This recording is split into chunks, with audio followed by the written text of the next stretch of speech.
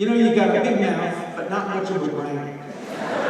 He said, you got to figure out something to do with your life where you use your mouth, but not your brain. Remember, this is an Orthodox rabbi. He said, I have two suggestions. One, you can be a conservative rabbi.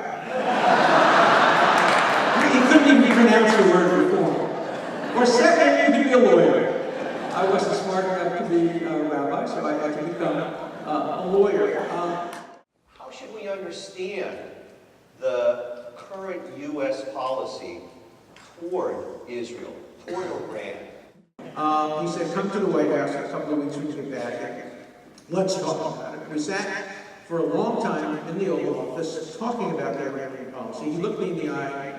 I've known him since he was a student at Harvard. He said, Alan, you know I don't bluff. I am telling you, you can take it to the bank. I will not allow Iran to develop nuclear weapons on my watch. I said, Mr. President, I believe you. I know you. I believe you. When you're talking to me now, you're telling me the truth. But Mr. President, you have no way of keeping that promise.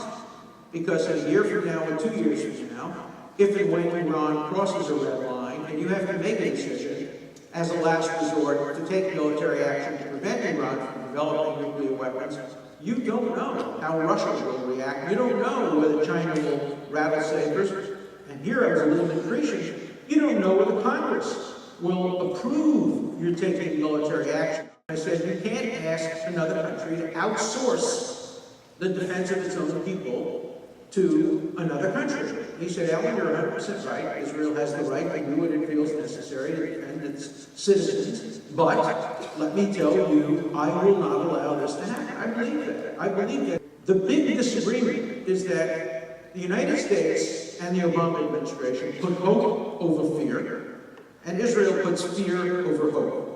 And for understandable reasons. The United States can afford to put hope over fear. We're 8,000 miles away. We have the capacity to destroy Iran's nuclear facilities very late in the game because we have bunker-busting bombs. Israel is just a stone's throw away from Iran and does not have the capacity to destroy Iran's nuclear facilities after a certain point of no return has been reached. Which approach is more likely to influence the struggle in a positive direction? Eliminating the sanctions, entering into diplomacy, giving the Iranians more than they're entitled to, is that going to help push them in the right direction? Or is strengthening the sanctions, keeping the military option on the table, ratcheting up the pressure, going to push them in the right direction? There's no answer. Nobody knows the answer to that question. And nobody knows which of the three approaches are going to be used. We're making these decisions in the face of incredible uncertainty. And that's why when you have uncertainty, you tend to resolve doubts with issues like fear over hope or hope over fear. And you're absolutely right, Obama has a broader policy that involves the Muslim world, and Israel has a somewhat narrower focus, focusing on immediate threats over the next 5 or 10 years to its very existence. So don't expect to see complete compatibility between the views of the United States government and the views of the Israeli government. It won't happen. There is no better time for Israel to make a deal with the Palestinians than right now. Hamas has never been weaker. They have lost the support of the Egyptian Brotherhood, who have better and more important things to do, namely keep themselves out of jail or off the gallows. They have a weakened Hezbollah in Lebanon. Hezbollah has lost a lot of its credibility in the street because of its support for the Syrian regime. Syria is not a player at this point in time. Jordan is struggling. Yemen. The very fact that there's so much instability in the area makes it a very propitious time for Israel to make an extremely generous offer to the Palestinians. When I say generous, I don't mean in terms of security. Remember that Secretary John Kerry has changed American policies for the better. American policy used to be the United States would never ask Israel to accept a deal which diminished their security, obviously. John Kerry has said he would never ask Israel to accept a deal that didn't improve its security. And he has proposed, along with General Allen, ways of improving Israel's security over the short and middle term. long term, who knows? But I think the time has come for the government of Israel to be statesmen rather than politicians, and to understand that it's in Israel's best interest to resolve the Palestinian issue. That will allow them to make alliances with Saudi Arabia, alliances with the Emirates, alliances with some of the other conservative Arab and Muslim regimes in the area as a bulwark against the Shia Iranian monopoly at the moment. It would be a very, very propitious time. It will take courage, it will take guts, it might even take a willingness to see the government fall. Imagine what the peace dividend would look like if Israel could make peace with the Palestinians finally, and end the external settlements, make sacrifices to be sure, make sacrifices with tradition. Obviously, Jews are entitled to live in Hebron. Hebron is the place in which Judaism originated. And the idea that Hebron would be Judenrein, no Jew would be allowed to live there, is an abomination. But sometimes abominations are required to bring about peace. Rabbi Soloveitchik, the great leader of Orthodoxy in 1967, said, "Not a single Jewish life is worth capturing the Kotel, the Western Wall, the holiest places of Judaism. You don't sacrifice lives for places." Jewish values are not about places, they're not about settlements, they're not about areas, they're about pikuach nefesh, the saving of life. They're about perpetuating peace. And I do think this is a perfect time for the Israeli government to offer really generous peace offers to the Palestinians, as long as it doesn't in any way compromise their security. Will it happen? I don't know. It would also strengthen their hand in relation to Iran. I think if the Israel-Palestine conflict would be taken off the table, it would unite Europe around the desire to prevent Iran from developing nuclear weapons. What really endangers Israel's existence is the fact that it must use so much of its resources, intellectual, financial, emotional, moral, to defend the settlements. And that has not been a wise decision. I personally have been opposed to the civilian settlement since 1973. I favored the two-state solution since 1970. And yet on college campuses today, I'm regarded as a right-winger. Noam Chomsky is regarded as a centrist. Something is very skewed in the way some hard-left academics view the conflict in the Middle East. I think the real barrier to peace is not Hamas. The real barrier to peace are the radicals on college campuses and the United Nations, the International Criminal Court, the International Court of Justice. Why? Because Abbas knows he has those people in his pocket.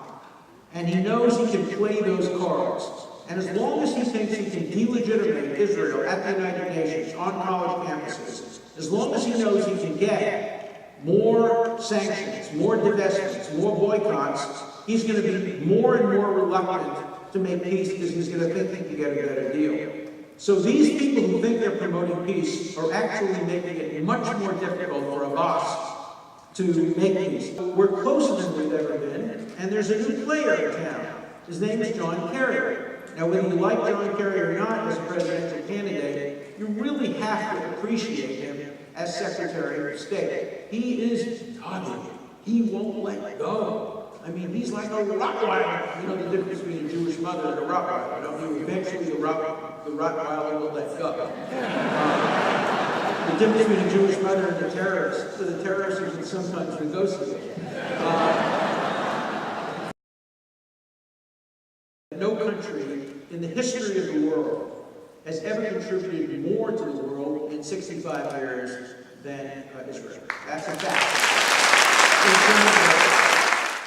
I mean, the miracle of Israel is just unbounded. And yet, you go on college campuses today, you hear comparisons between Israel and Nazism, between Israel and fascism. It's absurd, and yet it's spreading. And the question is, how can Israel regain its moral authority? And I think one of the things it can do is make peace with the Palestinians and give up on its settlement program, which has, I think, been mostly a failure. What the Israeli government is worried about is that this is a Chamberlain moment and that the president made the wrong decision. I think only time will tell. I think they did it in good faith, and I think the point now is to move forward together in unison, not to give Iran the ability to divide America from Israel, but to move together in tandem to try to get the best possible deal in 6 months. Look, the next 6 or 7 months are going to be among the most important, not only in Israel's history, but in America's history and in the world. Because in the next 6 months, we're going to see the end, or the next 8 months, the end of the 9-month negotiating period between Israel and the Palestinians. And we're also going to see the end of the 6-month deal. And that will all occur in the summer, when it's optimal to have a military attack between Israel and Iran. So I see the summer, the late summer of 2014, as an absolutely critical period in history. There are Palestinian people who live on the West Bank, and they have a right to autonomy, and they have a right to freedom, and they have a right to self-determination. And I think it's best for Israel not to rule over from a million Arabs who aren't full citizens. I think Israel has to choose between being a democracy or a Jewish country, or a nation-state of Jewish people. It can't be, it can't have both of those and still maintain an occupation over 4 million people who don't want to be occupied by that. So the fault lies mostly with the Palestinians, and people who complain about the occupation don't understand that. But the end of the occupation will be good for Israel, and will be good, I think, for the peace process, and will be good for the people who live on the West Bank. Israel has enough land. It doesn't need more land. It has enough land to support whatever its population is going to be. Israel's not going to make it on the basis of land. It's going to make it on the basis of natural, intellectual resources and hard work. That was the spirit of Zionism. That was the spirit of Herzl. That was the spirit of Ben-Gurion. And I think that should be the spirit of the current Israel. No agreement should ever be based on an assumption that the other side will keep it. Period. No agreement. Every agreement should always be based on having the ability to make the other side keep it through sanctions and through threats. The same thing is true with the Palestinians. The same thing is true with every country. You don't make agreements between countries based on shaking hands and assuming that they're going to comply with their agreements. There always has to be sticks and carrots, and sort of Damocles has to be hanging. And the answer to anti-Israel speech is not ideological pro-Israel speech. It's nuanced, balanced, factual, analytic material that allows students to make up their own mind after hearing both sides of the issue. So I think those are the best kind of conferences. We need to introduce nuance to the discussion in the Middle East. What you have to aim for is the people who have open minds. And there are many, many open-minded people today on college campuses who want to do the right thing. And they just have to know these are complicated issues. There's some right on both sides. But to single out Israel and to demonize it, to try to delegitimate it, is wrong. And I think we can persuade open-minded people of that reality. They saw progress, democracy, liberty. And I think that the people from Gaza will see that the West Bank is thriving, have a state. And they will overthrow Hamas. There will be a civil war. There will be a military battle. That will precede the next civil war if there's peace in Israel between the Haredim and the secular Israelis. But, let's hope that that's the worst situation. And I am an optimist. You know what they say about the difference between an optimist and a pessimist is in Israel? A pessimist is someone who says, things are so bad they can't get any worse. And an optimist says, yes, they can.